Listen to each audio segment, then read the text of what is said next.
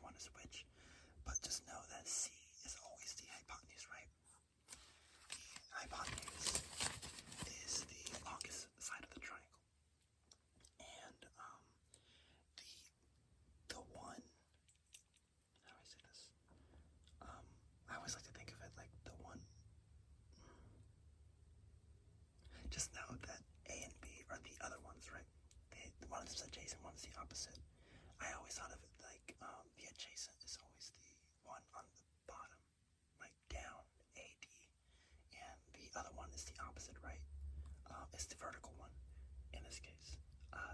Though, don't take my word for that. I'm pretty sure that's not always the case, but that's how I always, told myself. But don't worry, you don't have to use that in this one. So A squared plus B squared equals C squared. What it's saying is that when you take A times A, or A, and you multiply it by itself, and you add it to B multiplied itself, that's going to equal to, if you take the hypotenuse, the longest one, right, and you multiply that one by itself. Did that make sense? No. It's okay. I didn't explain that great. Let's do an example. Let's say we have this triangle, right? And one of them is 3. This side, the bottom side, the adjacent side, in this case, is 3, and the opposite is 4. What would be the length of the hypotenuse? Let's call it x, okay? How do you figure it out?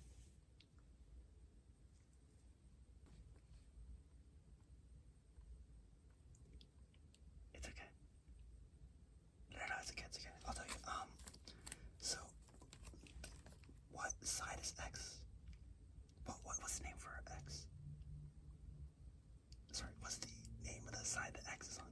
The hypotenuse, right? So, what letter was hypotenuse in this formula? C, yes. So, we're trying to figure out what x is, right? So, let's plug in x for C. And then what would be A and B? 3 and 4, because they don't really matter right now. So, we can say 3 squared plus 4 squared equals x squared, right? What is 3 squared? 9. Awesome. What is 4 squared? 16. Yep, you got it. Equals x squared. Now, what is 9 plus 16? 25. Yep, you got it. Now, we have 25 equals x squared. You can do this in 2 ways. Well, they're kind of the same way, but different visually.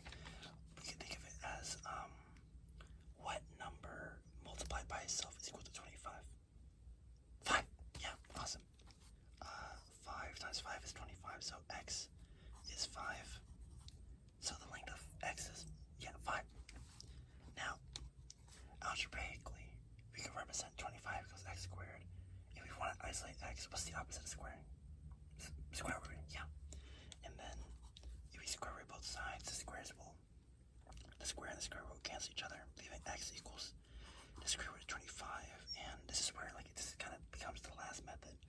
The square root of 25 is 5, and we know that because 5 times 5 equals x, which it's kind of hard to figure out. I understand. It's just, you kind of have to just know it, but luckily this is smaller numbers, so it was kind of easier to figure out. But good job. Yes. Do you want to do another problem? Yeah. Okay. Let's say, which problem do you want to do?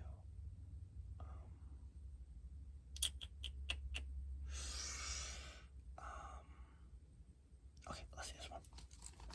So, let's say we have a triangle with the hypotenuse. Let's have one with the hypotenuse already figured out. Let's have the hypotenuse be 13 and the opposite side be 5, okay? And then we're trying to figure out what B is. So, what is our C here? 13, alright? Because 13 is the hypotenuse. And let's say 5 is our A because the B is already there. 5 squared plus, what's B? We don't know yet. So let's do 5 squared plus B squared equals 13 squared. And then what we're gonna do, we're just gonna figure out all the numbers that we can, and then we'll just fill out the rest, right? But at the end, we just isolate b. But first, let's do what's 5 squared? 25. Awesome. Plus b squared equals what's 13 squared? 169. Awesome. And now, what do you think we do here? We want to isolate b. We can't square root just yet. Yes, because subtract 25. So let's subtract 25 from both sides. And now we're left with what? B squared equals, what's 169 minus 25? 144. Awesome. Now this is before.